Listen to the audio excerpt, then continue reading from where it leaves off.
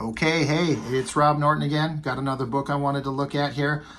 I kind of couldn't help myself. I don't want this channel to be a thing where I'm here to rip on people and artists and have only negative things to say. But some things are just so terrible, it's just mind-boggling that they're made. And then that some people still look at it and go, oh my God, that's so amazing. It's super not. Anyway, Captain America #1 by Rob Liefeld, very infamous. Like, if you're watching this video, it's very likely you know who he is and what he does, the controversial nature of that artist. And as I said before in my Teen Titans video, he does have some work that I actually like. This is not it. This is a contender for worst thing he's ever done, ever. But the thing is I feel like he's really trying. He's actually trying in some ways. He wants to do amazing, but then you see how he absolutely just fails to care on so many things. It's unbelievable. Something that I'm just pointing it right here, the eagle on his head, that was one thing that everyone kind of grabbed onto as something that they hated. He wanted to just do one little thing to change his version, the Captain America that he was going to be doing. So he took the A off his forehead and put this eagle symbol on there. I honestly didn't care. It's not better than the A, but that's not a big deal. But all that aside, the story of this is Marvel Comics at this point in mid-90s. The market was crashing. Books were not selling. Millions of dollars were being lost. They weren't selling anything, so they tried a Hail Mary to bring Liefeld and Jim Lee back from Image Comics, hired them on and paid them millions of dollars, literally. He's even said on his podcast, it was millions of dollars to come back and work on these books to get high sales and get them back on readers' radar, to get people buying their books again. And it kind of worked, but no one looks back on these with fondness, except for his small, Liefeld's small insular echo chamber group of fans that just think he's the most amazing thing ever and everything he does is amazing. As an artist, that's what I'm looking at. I mean, Jeff Loeb is a great writer, so I don't have a problem with the basic story, but the art in this. And if there's one thing you could list as one of the most important things you need to do, say you've got a book, it's the first page. And this thing, God, I almost said it offends me. Nothing offends me. I don't get offended. But, oh my God, your opening page, like, it's colored in like a sepia tone to mimic a 1940s kind of old school vibe. But this tank, he didn't bother to look at any reference for a tank or these airplanes. These airplanes are the most ridiculous looking things I have ever seen in my life. Like, the concept is good. Okay, it's a big opening scene, trench warfare, even though trench warfare is World War I, right? Really, but that doesn't matter. That's immaterial. They're on the battleground. There's horrible terrain. Good guys fighting bad guys. You only know that because this guy's got a Nazi symbol, and they're shooting laser guns without any barrels. That's a ridiculous picture. But he's just like, okay, so there's like a flat part and then tread things and then a top part and like a barrel of some type. He didn't bother to even look at a tank, and he really, really did not have any idea what an airplane looks like.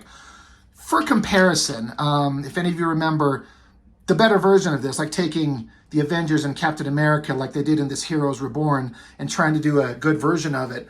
They did one a couple years later called The Ultimates. This is page 1, or maybe not page 1, page 2, one of the very first pages in the book, drawn by Brian Hitch. Look at these airplanes. Look at this layout.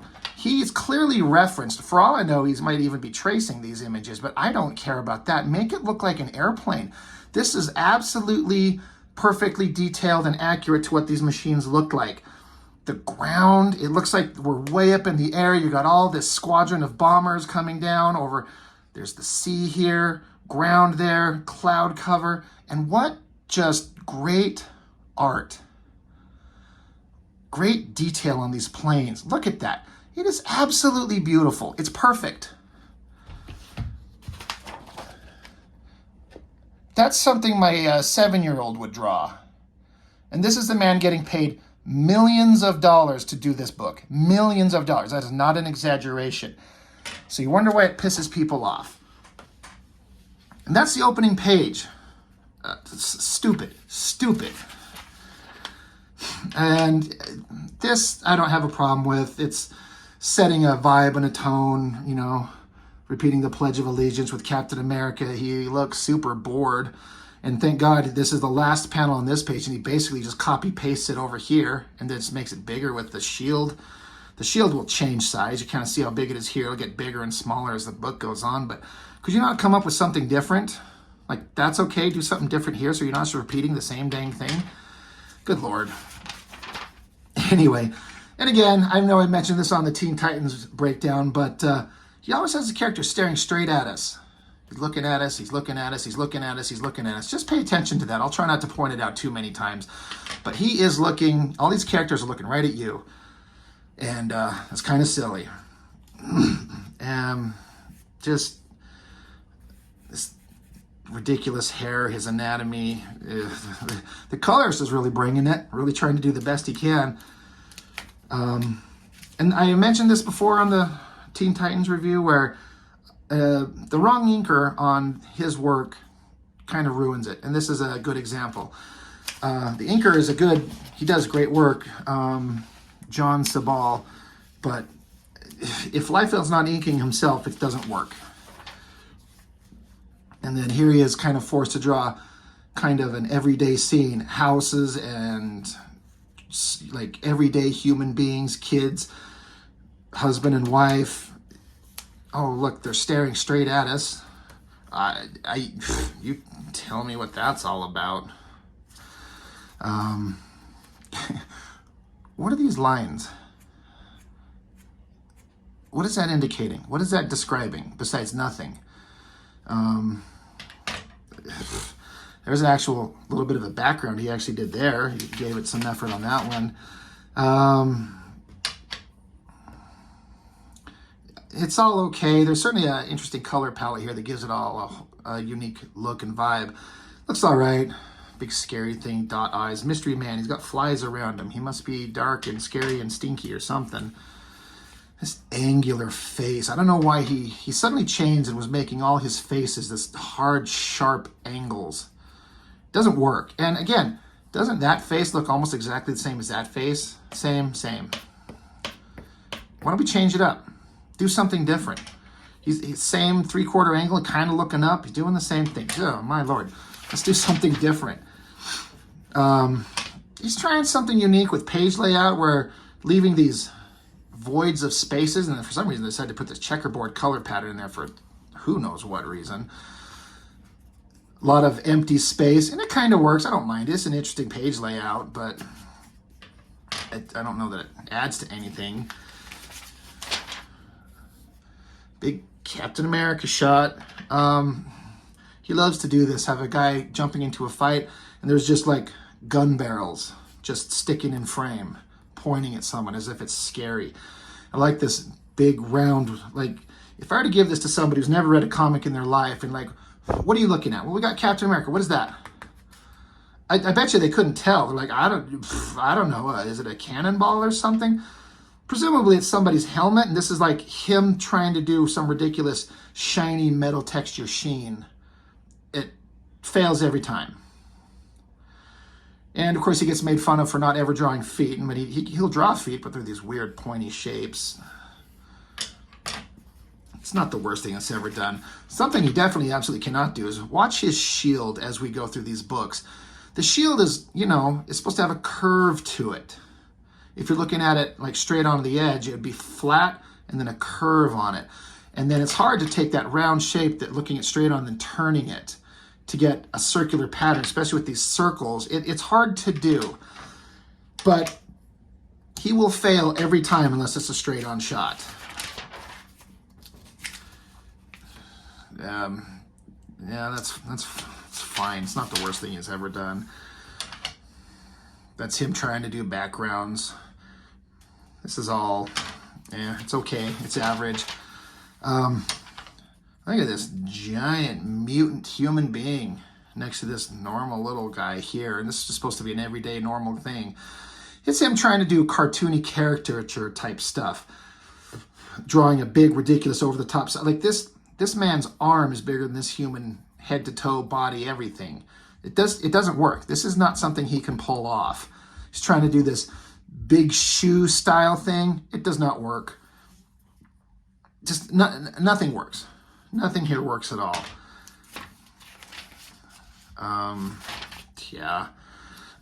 This is where we're going to meet a big villain in this thing. It's some big giant cathedral, big Nazi guy sitting in his throne room. You ready to see the most scary villain you've ever seen in your life? Oh my God, Master Man. I don't know if that's a classic character. I don't know who he is. All I know that this stupid shaded in face with the eyes and the gritted teeth doesn't work. It kind of looks like he's got ridiculous, like these giant stupid metal boots. Everything here sucks. And God, if you read X-Force, oh, that's Cable. An old guy with a receding hairline, except stupid. Just more of the same. Everyone, again, this repeating like staring at you thing. I want to draw a scary face with heavy shadow and lots of lines and sort of gritted teeth, I guess. And again, this shaded in thing with these eyes. Like they're not even like really in line with each other. Like this eye's kind of like this, and then this one's, I don't know. Again, why are they're walking, they're staring at us, they're staring at us, they're staring at us. Does this work? Do you like this book? Were you entertained by this? I wasn't. At least he was trying to do something with hands, trying to draw fists, even though it's kind of like, I mean, take a fist and just look at it. Look at a fist. I guess that's close. It's close.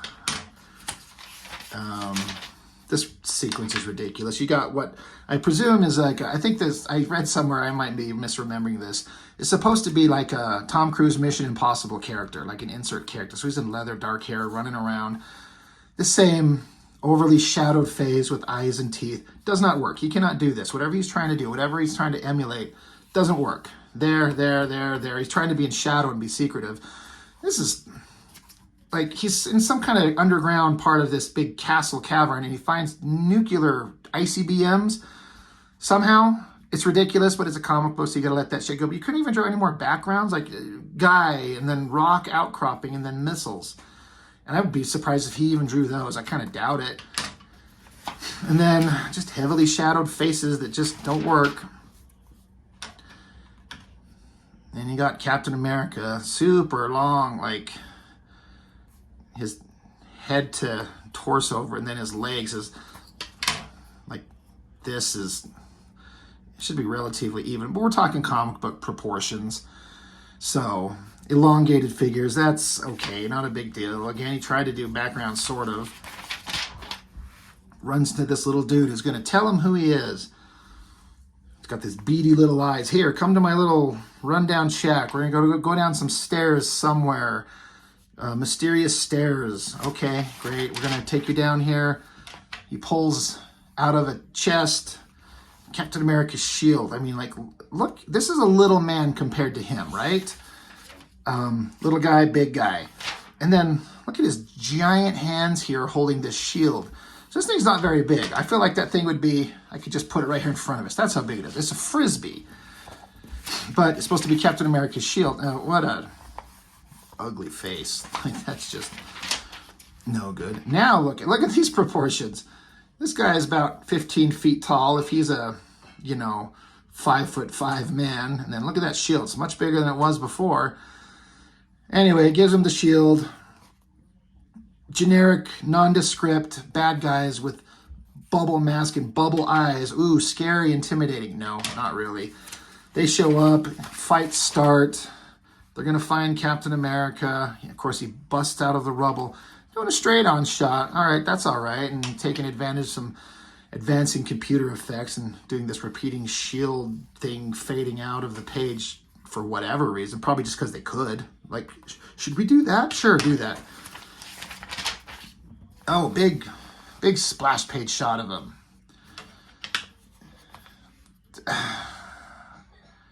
It's just not very good. I don't know why he's got like one-off glove. He likes symmetrical clothes tears on his hip there, on his hip there.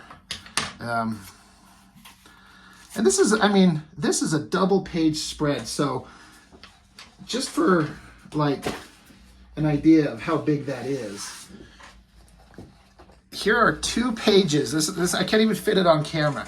This is an 11 by 17 board of artwork that I'm working on. And this thing here is 2 of these side by side put like this. So we had a massive canvas to work on. It's in this type of situation where you're gonna put your A game. Look at the detail they put on that hand. Did you even know that was a hand? Would you identify that as a hand? Maybe that.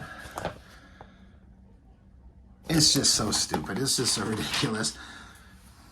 To his credit, he went for it on this one with this full-on background. He laid out all of that and put it down there. It's really good for him. It's not great. I like the coloring, the light shining through. The coloring did pretty good. Still on kind of a crappy newsprint paper. Image Comics was doing better stuff than this for a long time. Again, faceless, stupid little bug-eyed bad guys that he can beat up without any kind of worry about that they're human beings, because who cares? They're faceless. Let the fight begin. That's all great. Whatever. Look at this shield. It looks like it's like warped and flexing. You know, a straight-on shot is easy. That's hard. And did he come close? I would say negative. Not close. These layouts are all right. Action, catching the shield. Sorta looks like he's punching a guy. Angry face. These hyper sharp points on his chin. Like they're not even like trying to keep it even with his eyes here, this pencil. But then look at the points of his jawline. Like they don't really line up. It's terrible. That's not really great. It's okay for him. Oh man, this dark face, like this heavy shadowed and this ridiculous, like I'm gonna do some cross hatching and these big thick lines that don't really define anything. And I guess this is supposed to be his jaw, like this face here. This is where his jaw is, but it doesn't even look like a human face. Speaking of not looking like a human face, boy, you got a great shot coming up. Like that's even a precursor. Like, is that a grimacing, angry face? It's sort of, I guess. Oh yeah, here we go. This is what we come here for, everybody. Oh yeah, look at that. Look at that alien monster. It's weird offset eyes, this ridiculously pointed nose, this mouth. What are we looking at here? He's trying to put this intensity and this anger, like he's angry, he's motivated. This innocent man died. He's discovering who he is. So we got to do an angry face. Let me show you an example of a great angry face of Captain America.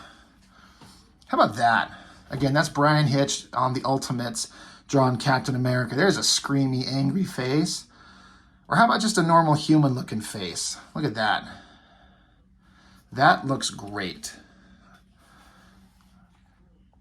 Now, not every artist needs to draw the same way. Not everyone needs to draw realistic-ish like this one. But look at that. And then look at that. So you tell me